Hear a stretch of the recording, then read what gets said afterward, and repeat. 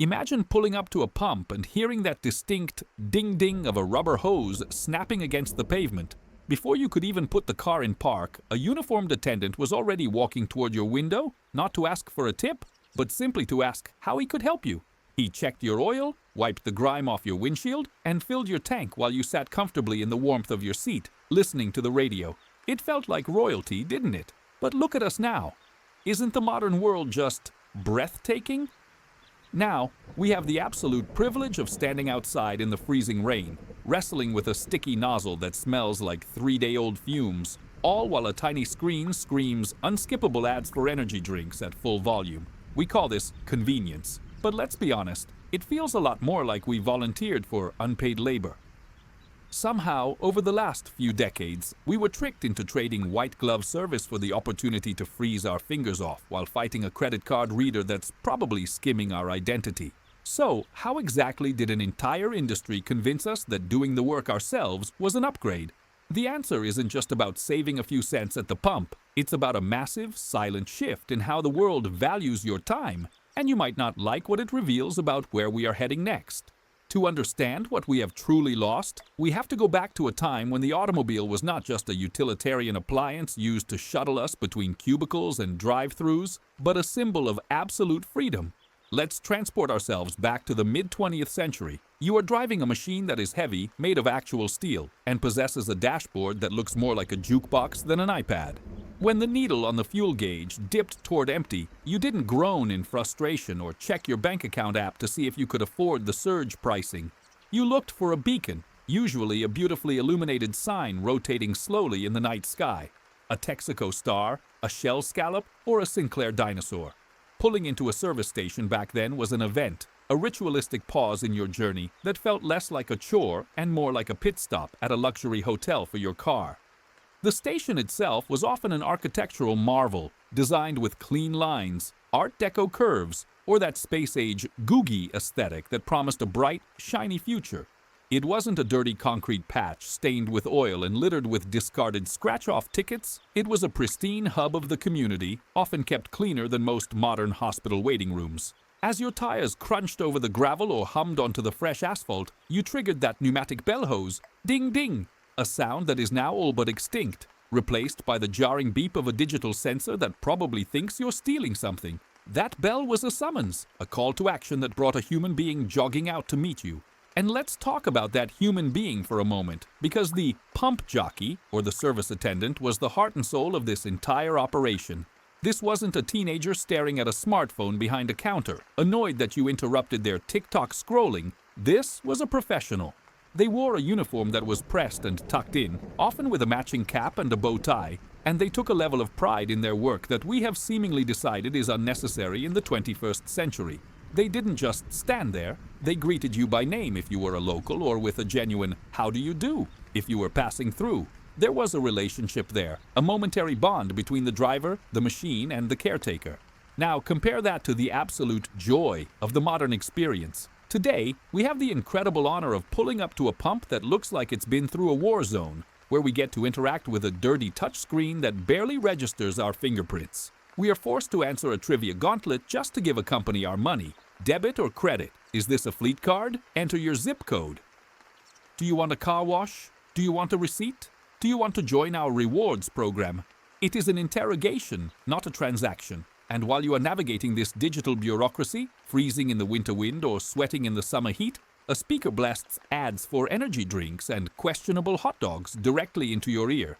Isn't technology wonderful? We have replaced a smiling human being who knew about carburetors with a screaming monitor that demands your zip code. It is truly a marvel of modern efficiency, assuming efficiency means offloading all the work onto the customer while charging them the same price. But back in the golden age, the service didn't stop at the pump. While the fuel was flowing, leaded, rich, and smelling of raw power, the attendant was a whirlwind of activity. This is where the term full service actually earned its name. Without you having to ask, and certainly without you having to navigate a menu screen, they were scrubbing your windshield. And I don't mean a quick, streaky wipe with a dry towel. I mean a soapy, thorough scrub that removed every bug and speck of dust, leaving the glass invisible. They checked your oil, pulling the dipstick with a rag that was always in their back pocket, showing you the level with a nod of assurance. They checked your tire pressure, spotting a slow leak before it could leave you stranded on the highway. They topped off your radiator fluid and checked your fan belt. They were the first line of defense for your vehicle's health. Today, we drive until a terrifying light pops up on the dashboard, and then we panic because we don't know if the engine is about to explode or if the gas cap is just loose. Back then, the attendant knew. They listened to the engine while it idled. They smelled the exhaust. They were mechanics in training, or often fully fledged mechanics, who understood that a car was a complex system that needed care, not just a disposable pod. If you are enjoying this trip down memory lane and want to uncover more stories about how the world used to work, and perhaps understand why we let these things slip away, please take a second to leave a like and subscribe to the channel. It really helps us keep these stories alive for you. Beyond the mechanical care, there was the sheer generosity of the experience. Do you remember, or have you heard legends of, the free road maps? Crisp, colorful paper maps that unfolded to cover the entire dashboard. The attendant would happily trace a route for you, circling the best diners or warning you about speed traps in the next county. There was no GPS voice robotically telling you to make a U-turn. There was a human sharing local knowledge. And the swag. Gas stations used to compete for your loyalty, not with an app that gives you 3 cents off after you spend $1,000, but with actual gifts. Steak knives, drinking glasses, toys for the kids, tiger tails to hang from your gas cap. They wanted your business, and they courted you like a suitor. They understood that you had a choice, and they wanted to be the best part of your day. Now, of course, we have convenience stores attached to our gas stations. We have traded the mechanics bay for rows of fluorescent-lit aisles filled with high-fructose corn syrup and plastic-wrapped pastries that will outlive us all. We have traded the clean, tiled restrooms of the past, where the attendant held the key and ensured it was spotless, for the modern gas station bathroom, which is usually an experience best described as a survival horror game. We are told this is progress. We are told that pumping our own gas is faster, that we are in control. But are we really? Or did we just let corporations convince us that doing their work for them was a privilege? The transition didn't happen overnight, and it wasn't just about laziness. It was a slow erosion of expectations. We stopped expecting service, so they stopped offering it. We stopped valuing the human interaction, so they replaced the human with a chip reader. We accepted that a gas station is a place to get in and get out of as fast as possible, rather than a place that keeps us moving safely. The full-service station was a safety net. It was a place where a woman driving alone at night felt safe because there was a uniformed guardian under the bright lights. It was a place where an elderly driver didn't have to struggle with a heavy hose in the rain. It was a piece of the social fabric that held communities together, a place where news was swapped and directions were given. When we look at the old photographs of these stations, with their flower beds, yes, they planted flowers, and their polished pumps, it feels like looking at a lost civilization, a civilization that valued dignity over speed and care over cost-cutting. We have streamlined the soul out of the experience. We have optimized the humanity right out of the transaction. And sure, maybe we saved 2 minutes at the pump today, assuming the credit card reader works on the first try. But in exchange for those 2 minutes, we lost the feeling of being taken care of. We lost the assurance that our car was safe. We lost the simple, human dignity of a service provided with a smile. And frankly, looking at the state of the modern world, I'm not sure that was a trade worth making. But hey, at least we have 24-hour access to questionable nachos, right? That is clearly the pinnacle of human achievement. The tragedy of this transformation is that we didn't just stumble into this cold, impersonal reality. We were guided there, step by step, by a masterclass in economic gaslighting. It is easy to look back and blame the oil crises of the 1970s, those long, snaking lines of desperate sedans waiting for a drop of fuel, engines idling nervously as drivers prayed the no gas sign wouldn't flicker on before they reached the nozzle. That era of scarcity certainly planted the seed of desperation, creating a climate where we were willing to accept anything just to keep moving. But the real shift, the true brilliance of the corporate strategy, was convincing us that firing the attendant was actually a favor to the consumer. They dangled the carrot of a few pennies saved per gallon, a self-service discount that felt like a victory for the thrifty driver. We looked at that lower price on the sign and thought we were beating the system, outsmarting the man by rolling up our sleeves and doing the heavy lifting ourselves. We didn't realize that the discount was a temporary bribe, a limited time offer designed to train us like lab rats in a maze until the behavior was cemented. Once the competition was dead and the full-service pumps were dug up and hauled away to the scrapyard, the prices crept back up, but the service never returned. We kept the labor, they kept the profit. and we all patted ourselves on the back for our independence. And what a glorious independence it is. Now, we have the absolute freedom to engage in what sociologists call shadow work. This is the unpaid labor that corporations have quietly offloaded onto the customer under the guise of efficiency. We are now the gas station attendants, the grocery store cashiers, and the travel agents, all without a paycheck, benefits, or even a thank you. At the modern gas pump, this reality is starkest. You are technically operating heavy machinery that pumps a highly volatile, carcinogenic liquid, and your training for this hazardous task consists of a faded sticker with 3 diagrams that has been partially peeled off by a bored teenager. If you spill gasoline on your shoes, a distinct possibility given the malfunctioning shutoff valves on these state-of-the-art pumps, that is your problem. If the pump handle is covered in a mysterious, sticky residue that might be soda, oil, or something far worse, that is your problem too. The corporation has successfully washed its hands of the messy reality of dispensing fuel, leaving you to grapple with the grime while they focus on the real business at hand, selling you sugar and salt. This brings us to the great revelation, the twist in the story that explains why the Mechanics Bay had to die. You see, for a long time, we operated under the naive assumption that a gas station's primary purpose was to service cars. That makes sense, right? It's in the name. But somewhere along the line, the business model inverted. The car became irrelevant. The vehicle became nothing more than a vessel to transport a wallet to the premises. The service bays, those cathedrals of mechanical expertise where grease-stained wizards could diagnose a misfire by ear, were occupying valuable real estate. A service bay takes up space that could be used for shelves, and shelves can hold high-margin products with infinite shelf lives. Why employ a master mechanic to fix a transmission for a set fee when you can replace him with minimum-wage clerks selling energy drinks at a 400% markup? The gas station ceased to be an automotive sanctuary and mutated into a convenience store that just happens to have fuel pumps out front as a lure. The gas is the loss leader. You are the product. The architectural shift tells the story better than any financial report could. Look at the design of a modern station.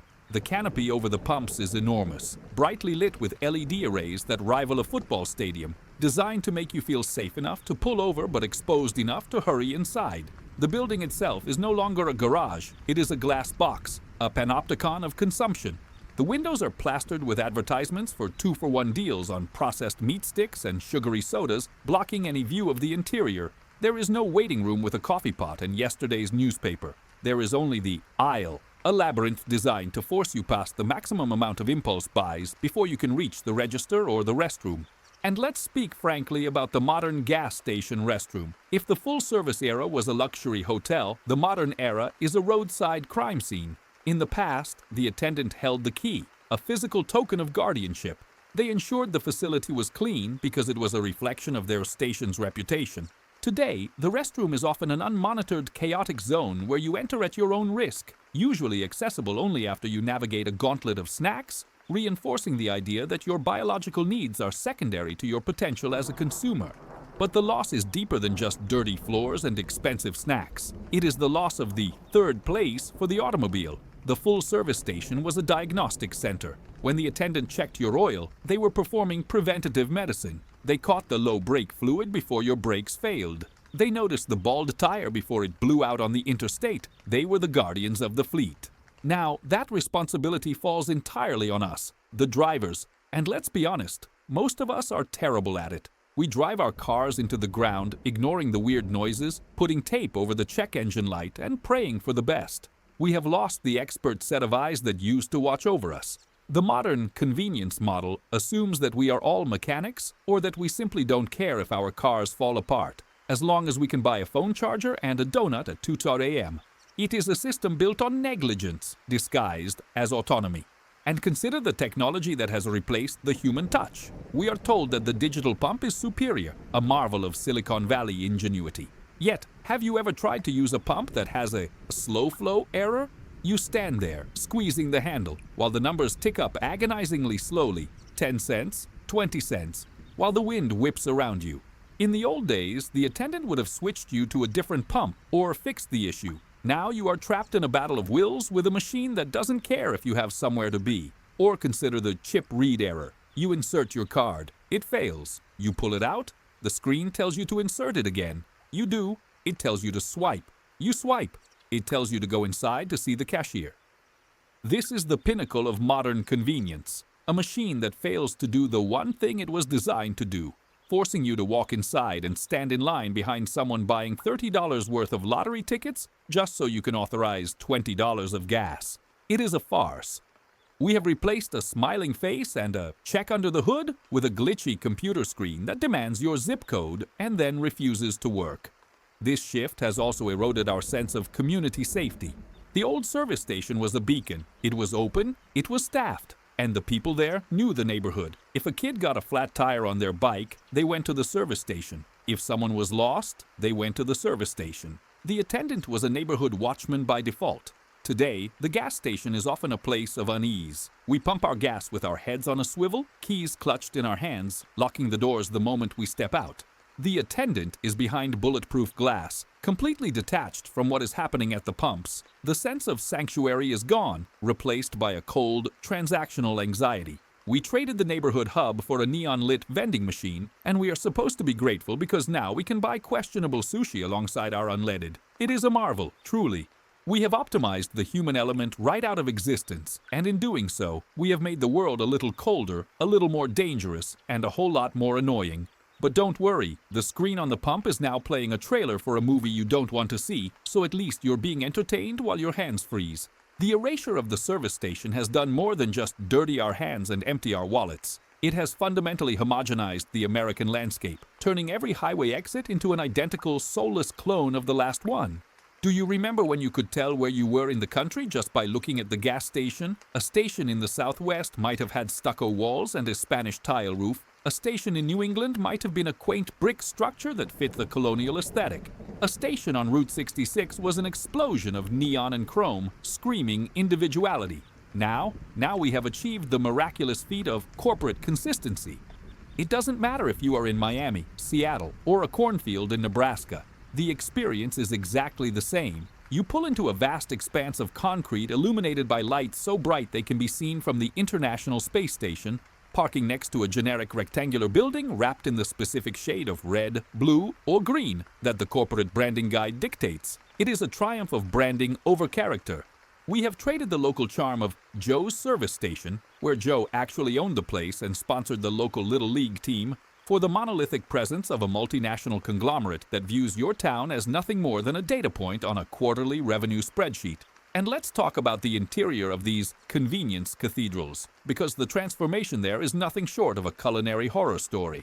In the full-service era, if you were hungry, the attendant might point you to a diner next door, a place where actual food was cooked by actual humans. Today, the gas station is the diner. If you have a very loose definition of the word food, we are now invited to feast upon the bounty of the roller grill, a mesmerizing, spinning purgatory where processed meat tubes of indeterminate age rotate endlessly under heat lamps, sweating grease in a hypnotic rhythm. We have the privilege of choosing between a cheeseburger that has been sitting in a plastic wrapper since the previous administration and a slice of pizza that has the structural integrity of a yoga mat. This is the modern upgrade. We aren't just filling our cars with combustible fluids, we are filling our bodies with nitrates and high-fructose corn syrup, all while standing in line behind a guy buying $50 worth of scratch-off tickets in a desperate bid to escape the very economic reality that forces him to eat gas station sushi. But the most insulting aspect of this modern dystopia is the sheer audacity of the air and water machine. This is the ultimate symbol of how far we have fallen. In the days of the pump jockey, air was free. It was air. It is literally the most abundant substance on the surface of the earth. You didn't pay for it. It was part of the service, checked and filled with a smile. Today, in our advanced, futuristic society, we have to feed quarters, or worse, swipe a credit card for a minimum charge of $2 to activate a machine that screams at us for 3 minutes. And that's if it works. Half the time, the hose is cut, the gauge is broken, or the compressor wheezes like a dying asthmatic, leaving you with a half-inflated tire and a lighter wallet. We have allowed corporations to monetize the very air we breathe, or at least the air our tires breathe, and we just accepted it. We shrugged and said, well, I guess that's the price of progress. It is a masterclass in stripping away value while increasing cost, and we have all been willing participants in the heist. Furthermore, consider the absolute psychological assault of the gas station TV. Just when you thought you could have 3 minutes of peace while the pump chugs away, a screen embedded in the dispenser blares to life at maximum volume. You cannot mute it. You cannot turn it off. You are forced to watch a 30-second clip of entertainment news about a celebrity you don't care about, followed immediately by an advertisement for the very gas station you are currently standing in. It is Orwellian in its intrusiveness. The full-service station was a place of quiet mechanical sympathy, where the sounds were the ding of the bell, the hum of the engine, and the chatter of the attendant. The modern station is a sensory nightmare designed to ensure that not a single second of your existence is free from marketing. They have captured your attention while you are physically tethered to their machine, and they are going to squeeze every drop of ad revenue out of you before you can escape. It creates a low-level anxiety, a feeling of being constantly shouted at, that pervades the entire experience. And what about the loss of mechanical literacy? This is perhaps the most dangerous consequence of the shift. When the attendant checked under the hood, it wasn't just a service, it was an education. You watched them. You learned what a dipstick looked like. You learned that the battery terminals shouldn't be covered in blue fuzz. There was a transfer of knowledge. Today, the hood of the car is a no-fly zone for the average driver. We have become terrified of our own machines. Manufacturers have responded by covering the engine in plastic shrouds, hiding the mechanics even further, reinforcing the idea that you, the silly consumer, have no business looking in there. Just wait for the computer to tell you something is wrong, and then pay the dealership $1,000 to plug in a laptop. The gas station used to be the first line of defense, a place where minor issues were caught before they became catastrophes. Now, we drive oblivious to the grinding noises and the burning smells, isolated in our climate-controlled cabins until the car simply gives up the ghost on the side of the road. We have traded competence for ignorance, and we call it user-friendly. The loyalty program is the final nail in the coffin of our dignity. In the past, loyalty was earned through good service. You went to Frank's station because Frank was a good guy who once fixed your flat tire for free on Christmas Eve. Now, loyalty is coerced through data mining. Download our app, link your bank account, give us your email, your phone number, and your mother's maiden name, and we will grant you the benevolence of saving 3 cents per gallon. We are jumping through digital hoops, trading our privacy for pennies, acting like trained seals for a corporation that wouldn't piss on us if we were on fire. We carry keychains loaded with plastic tags, phones cluttered with apps, all to game a system that is rigged against us. We feel smart when we save 50 cents on a fill-up, ignoring the fact that the price was inflated to begin with to cover the cost of the massive marketing department that designed the app. It is a shell game, and we are the marks. The tension here is palpable. We are faster, yes. We are more efficient, perhaps in the coldest sense of the word. But we are also lonelier, more anxious, and surrounded by a landscape that is hostile to human connection. The gas station has become a microcosm of modern life. A solitary interaction with a machine, surrounded by advertisements, fueled by processed garbage, and stripped of all human warmth. We rush in, we rush out, eyes down, headphones on, desperate to avoid eye contact with the person begging for change or the cashier who looks like they've lost the will to live. We have built a world of supreme convenience, but as we stand there shivering, holding a cold nozzle, watching an ad for a lawyer on a jagged little screen, we have to ask ourselves, is this really better? Or have we been slowly, methodically trained to accept less and less until we forgot what full service even felt like? The bell doesn't ring anymore, and no one is coming to help you. You are on your own, and that, my friends, is the modern definition of freedom. So, where does this leave us? We stand at the precipice of a brave new world, clutching a plastic nozzle that is sticky with the residue of 1,000 strangers, staring blankly at a digital readout that is draining our bank accounts in real time. We have arrived at the logical conclusion of a society that values frictionless commerce over human connection, even if that friction was the only thing keeping us warm.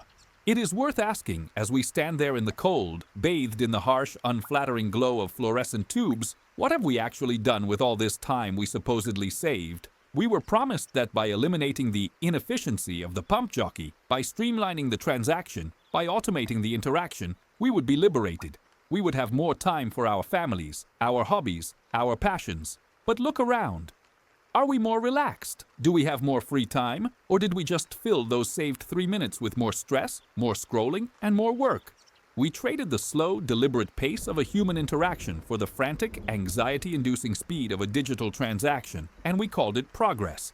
We saved 5 minutes at the gas station so we could spend 5 more minutes sitting in traffic, doom scrolling through social media, looking at pictures of other people pretending to be happy. What a magnificent trade! The erasure of the full service station is, in reality, a canary in the coal mine for our entire culture. It was the first domino to fall in a long line of dominoes that has led us to the self-checkout society. We accepted that pumping our own gas was normal, so naturally, we accepted that scanning our own groceries was a privilege. Have you had the distinct pleasure of using a self-checkout lane recently? It is the spiritual successor to the self-service pump. You stand there, acting as an unpaid employee for a multi-billion-dollar grocery chain, desperately trying to find the code for organic bananas on a smudge-covered touchscreen, while a robotic voice screams, "Unexpected item in bagging area," at a volume designed to shame you in front of the entire store. You are doing the work, you are bagging the items, you are troubleshooting the machine. And the store, they are saving millions in labor costs, which they are surely passing on to you in the form of, "Oh, wait, no, the prices went up. The prices went up, the service went down, and you are now a volunteer cashier." It is the exact same scam we fell for at the pump, just moved indoors. We are being trained to be isolated units of production and consumption, interacting only with screens, avoiding human gaze, and apologizing to machines when we fail to operate them correctly. If you were to take a time traveler from 1955, let's say a young man who worked at a Sinclair station, wearing that crisp green uniform, and dropped him into a modern gas station, he would assume we had lost a war.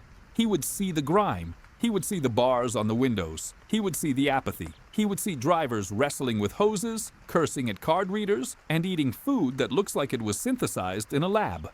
He would ask, "Where are the attendants? Who is taking care of these people? Why is everyone so angry?"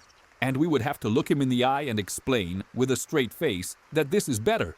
We would have to tell him, "You don't understand, Grandpa. We have apps now. We can order a slushie from our phone. We are empowered." He would look at us with pity. He would see a society that has stripped away the soft human edges of life and replaced them with hard, cold, efficient plastic. He would see that we traded dignity for a false sense of autonomy. We didn't want to tip the guy $1 for checking our oil, so now we pay a mechanic $500 to tell us we seized our engine because we didn't know how to check it ourselves. The irony is so thick you could cut it with a knife, if the gas station actually sold knives that weren't made of cheap plastic. This is the emotional payoff, the bitter pill we have to swallow. The loss of the full-service station isn't just about nostalgia for old cars or cheap gas. It is about the loss of care. Care is a word that has vanished from the corporate lexicon, replaced by customer experience and user retention. When that attendant walked out to your car, he was caring for you. He was ensuring your journey was safe. He was validating your presence. You were a guest at his station. Now, you are a data point. You are a wallet on wheels. The system does not care if you freeze. It does not care if you spill gas on your suit. It does not care if your tires are bald. It only cares that the transaction clears and that you viewed the advertisement for the energy drink. We are living in a world designed by accountants and algorithms, optimized to extract maximum value with minimum effort. And the human soul is just an inefficiency to be engineered out of the process. And the saddest part? We have forgotten what we lost. There is a generation of drivers on the road today who have never heard that bell ring. They have never had someone wash their windshield without being asked. They have never experienced the simple, quiet luxury of sitting in their car while someone else takes care of the dirty work. They think this is normal. They think fighting with a glitchy pump is just part of life. They think service means the app loads quickly. They don't know that it used to be different. They don't know that we used to treat each other better. We have normalized the neglect. We have accepted the idea that we are on our own, that no one is coming to help, that the burden is entirely ours. We drive our isolated bubbles from one automated kiosk to another, starving for a human connection that we have systematically dismantled in the name of convenience. But perhaps, just perhaps, remembering is the first step. By looking back at what we threw away, we can see the cracks in the modern facade. We can recognize that new isn't always improved and that faster isn't always better. We can look at the sterile, hostile architecture of the modern gas station and realize that it is ugly, not just aesthetically but morally. It represents a withdrawal of hospitality. It is a monument to selfishness. The full-service station was a handshake. The self-service station is a shrug. And as we drive away, tanks full, wallets lighter, hands smelling faintly of gasoline, we merge back onto the highway of modern life joining the endless stream of red taillights, all of us rushing toward a destination that looks suspiciously like the place we just left. Cold, automated, and indifferent. We might not be able to bring back the pump jockeys, the free maps, or the crisp uniforms. That world is gone, buried under layers of asphalt and corporate mergers. But we can at least refuse to pretend that this new reality is a paradise. We can acknowledge the loss. We can mourn the death of service. And maybe, in our own small ways, we can try to bring a little bit of that humanity back into our own lives, even if the world around us is trying its hardest to turn us into robots. Because if we don't, if we just keep accepting the convenience of isolation, then we really are just running on fumes.